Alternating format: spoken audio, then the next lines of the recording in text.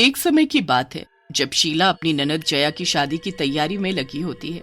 वो एक मेहंदी लगाने वाले को बुक कर देती है और घर जाकर अपनी ननद जया को इसके बारे में बताती है। जया बड़ी ही खुश हो जाती है कि उसकी शादी में उसको सबसे सुंदर मेहंदी लगाने वाला आएगा। सब लोग शादी की तैयारियों में जोरों शोरों से लग जाते हैं। कैसे पूरा हफ्ता निकल जाता है पता भी नहीं चलता। मेहंदी की रात सब नाचने गाने में मगन होते हैं कि तभी कविता बोलती है, अरे शीला, वो मेहंदी वाला कब आएगा? एक तो वो अकेला और सब इतने सारे हैं। वो कब आएगा और कब हमको मेहंदी लगाएगा? हाँ, मेरी बात हो गई है उससे, वो बस आने वाला होगा। तुम सब बेफिक्र रहो, सबको मेहंदी लगेगी और बहुत ही सुंदर। याद रखोगे। सब नाच गा रहे होते हैं कि तभी मेहंदी लगाने वाला आ जाता है। हाँ जी मैडम, मैं आ गया। अब बारी बारी से सब लोग आ जाओ। भैया, आप सबसे पहले दुल्हन को मेहंदी लगाओ और उसके बाद हम सब मेहंदी लगवा लेंगी। बस फिर जया अपने हाथ आगे करके बैठ जाती है। मेहंदी वाला मेहंदी लगाना शुरू कर देता है। देखो भैया, ऐसी मेहंदी लगाना कि सब देखते रह जाएं। मेरी मेहंदी सबसे सुंदर और एकदम अलग होनी चाहिए। आप चिंता मत करो मैडम, ऐसी मेहंदी लगाऊंगा कि आप याद रखोगे। हाँ। मेहंदी वाला जया को मेहंदी लगाना शुरू कर देता है। वो इतने सुंदर डिजाइन उसके हाथ में बनाता है कि जया और बाकी सब देखते ही रह जाते हैं। मेहंदी वाले का हाथ मशीन से भी तेज चल रहा होता है और वो तो फटाफट उसके दोनों हाथ में मेहंदी लगा देता है। दुल्हन की मेहंदी लग चुकी है। अब एक एक करके आप सब भी मेहंदी लगवा लो। आओ, सब एक एक करके आ जाओ और मेहंदी लगवा लो। सबके बाद मैं भी मेहंदी लगवा लूंगी, अभी मुझे बहुत काम है। मेहंदी वाला सबको मेहंदी लगाकर वहाँ से अचानक चला जाता है और शीला की मेहंदी रह जाती है। शीला काम खत्म करके आती है तो मेहंदी वाला वहाँ से गायब होता है। अरे, ये मेहंदी वाला कहाँ गया? अभी तो यहीं था, मैंने तो मेहंदी भी नहीं लगवाई। शीला उसे हर जगह ढूंढती है पर वो कहीं नहीं दिखता। फिर तभी जया शीला को नाचने के लिए खींच लेती है। जया पागलों की तरह नाच रही होती है, जैसे उसे कुछ होश ही ना हो। अरे शीला, ये तेरी ननद को क्या हो गया है? देखना कैसे अजीब तरह से नाच रही है। हाँ, तुम सही बोल रही हो। शीला जया को रोकती है पर वो शीला को ही गुस्से से देखने लगती है और उस पर चिल्लाने लगती है। ये सब देख आसपास के लोग हैरान हो जाते हैं। अरे, ये जया अपनी भाभी शीला से कैसे बात कर रही है? क्या हुआ इसे? पता नहीं। और देखो ना कैसे पागलों की तरह नाचे जा रही है। जया किसी के भी कहने पर नहीं रुकती। वो तो बस अपनी मेहंदी को देख देख कर नाचती रहती है। जया तब तक नाचती है जब तक वो थक कर नीचे नहीं गिर जाती। शीला और बाकी लोग उसे जल्दी से उठाते हैं और एक बिस्तर पर लिटा देते हैं। जया बेहोश पड़ी होती है और तभी शीला का ध्यान उसकी मेहंदी पर जाता है। जया की मेहंदी से तो खून निकल रहा है। कैसी बात कर रही हो बहू, ऐसा कैसे हो सकता है? अरे हाँ, सच में जया की मेहंदी से तो खून निकल रहा है। जल्दी से हमें इसके हाथ धुलवाने होंगे। जया की माँ जल्दी से बाल्टी भरकर पानी लाती है और उसमें जया के हाथ धुलवाती है। जया के हाथ धुलने के बाद उसकी मेहंदी का डिजाइन बदला हुआ होता है। उसके हाथों में अजीब से चित्र बने होते हैं, जैसे कि एक गुड़िया, मटका, खोपड़ी और एक भूत की शक्ल। ये सब देखकर वहां खड़े लोगों की हालत खराब हो जाती है। फिर इतने में जया को भी होश आ जाता है और वो उठते ही पागलों की तरह बर्ताव करती है।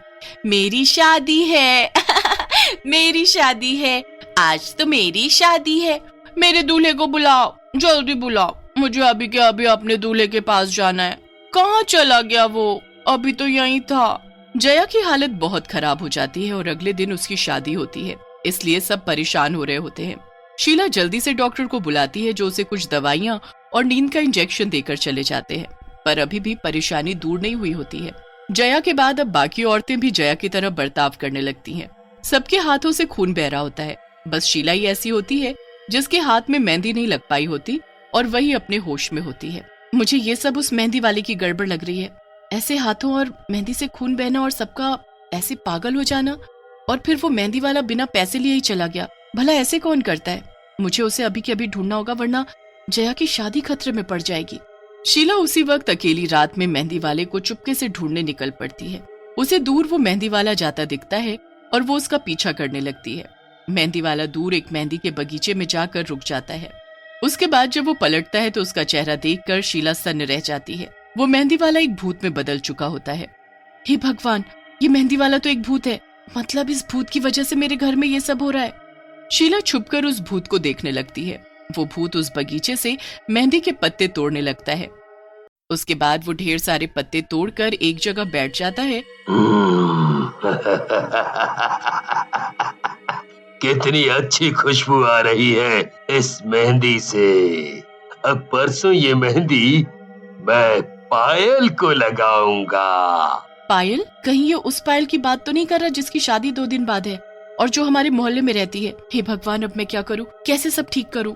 शीला उस भूत को ध्यान से देखती रहती है। वो भूत सारी मेहंदी पीस कर एक मटके में भर देता है और वहाँ से चला जाता है। शीला उस भूत के जाते उस मटके के पास जाती है। वो धीरे से उस मटके को उठाती ही है कि तभी भूत पीछे से आ जाता है।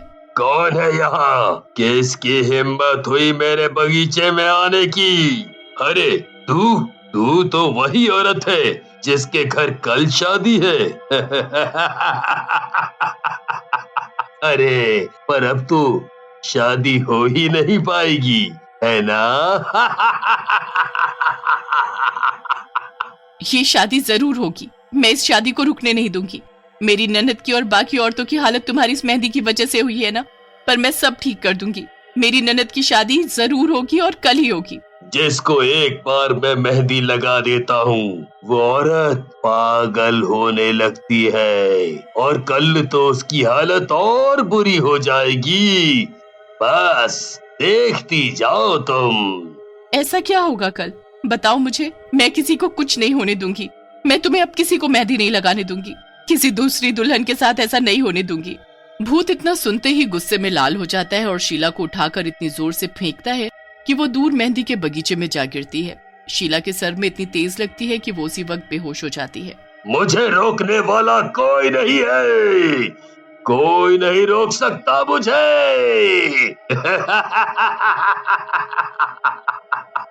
भूत वहाँ से चला जाता है और शीला वहाँ बेहोश पड़ी होती है। शीला की ननद जया और बाकी औरतों की हालत और ज्यादा बुरी होती जा रही होती है। सबके घर वाले उनको जैसे तैसे संभाल रहे होते हैं, पर किसी को समझ ही नहीं आ रहा होता कि उनकी बीवियों को हुआ क्या है। अगला दिन हो जाता है। शीला को होश आता है तो वो खुद को बगीचे में पड़ा पाती है। सुबह हो गई, मैं यहाँ पड़ी हूँ। आज तो जया की शादी है। घर में क्या हाल हो रहा होगा, मुझे कुछ करना पड़ेगा। शीला भागती हुई जाती है और एक बाबा से टकरा कर गिर जाती है। क्या हुआ बच्ची? ऐसे कहाँ भाग रही हो? और तुम इस जगह क्या कर रही हो? क्या तुम्हें मालूम नहीं ये मेहंदी का बगीचा भूतिया है? मुझे मालूम है बाबा, और इसीलिए मैं परेशान हूँ। इस बगीचे में रहने वाला भूत जो औरतों को इसी बगीचे की मेहंदी लगाकर पागल कर देता है, उसने मेरी ननद को भी पागल कर दिया है। और उसकी आज शादी है। उसके साथ साथ जितनी भी औरतों ने मेहंदी लगवाई सबका वही हाल है। ऐसे तो मेरी ननद की शादी टूट जाएगी। मैं क्या करूँ बाबा? बाबा शीला को उस भूत को खत्म करने का उपाय भी बताता है। उसके बाद शीला जल्दी से भागती हुई अपने घर जाती है। वहाँ जया पागल हो चुकी होती है और अपने हाथों को रगड़ रही होती है। मैं आ गई हूँ जया, मैं आ गई हूँ, इधर दिखाओ अपने हाथ। शीला जैसे तैसे बड़ी मुश्किल से जया के हाथों पैरों में वो भभूत रगड़ती है। उसके बाद जया शांत हो जाती है और अपने हाथों को रगड़ना बंद कर देती है। उसके बाद वो अपनी सहेलियों के घर जाकर उनके हाथों में भी वही भभूत रगड़ती है और वो भी शांत हो जाती है। उसके बाद शीला सीधा पायल के घर जाती है। शीला पायल को सारी बात बताती है। नहीं, ऐसा कभी मत करना। देखो आज मेरी ननद की शादी है, उसके बाद कल वो तुमको मेहंदी लगाने आएगा और बस वही मौका है उसे कैद करने का। पर कैसे, वो मैं तुम्हें कल ही बताऊंगी। अभी मुझे जाना है, मेरे घर शादी है। जया और बाकी औरतें बिल्कुल ठीक हो चुकी होती हैं और जया की शादी अच्छे से हो जाती है। अगले दिन जया पायल के घर पहुंच जाती है और अब उस भूत के आने का इंतजार करती है। शीला एक जगह छुप जाती है और तभी वो मेहंदी वाला आ जाता है। आओ बैठो, मैं आपको मेहंदी लगा देता हूँ। नहीं, नहीं लगवाएगी वो मेहंदी। तुम कौन हो वो हम जानते हैं। गुस्से में आकर मेहंदी वाला भूत अपने असली रूप में आ जाता है। मैं तुझे नहीं छोड़ूंगा। तू मेरा कुछ नहीं बिगाड़ पाएगा। भूत शीला को मारने के लिए आगे बढ़ता है, पर तभी शीला उसी की लाई हुई मेहंदी उसके ऊपर मल देती है। ये तूने क्या किया लड़की? भूत बुरी तरह चिल्लाने लगता है। मुझे पता चल चुका है कि जिस मेहंदी से तू औरतों की जिंदगी बर्बाद कर रहा है वही तेरी मौत का कारण बनेगी। भूत का शरीर उसी मेहंदी से जलने लगता है और कुछ ही देर में भूत का अंत हो जाता है।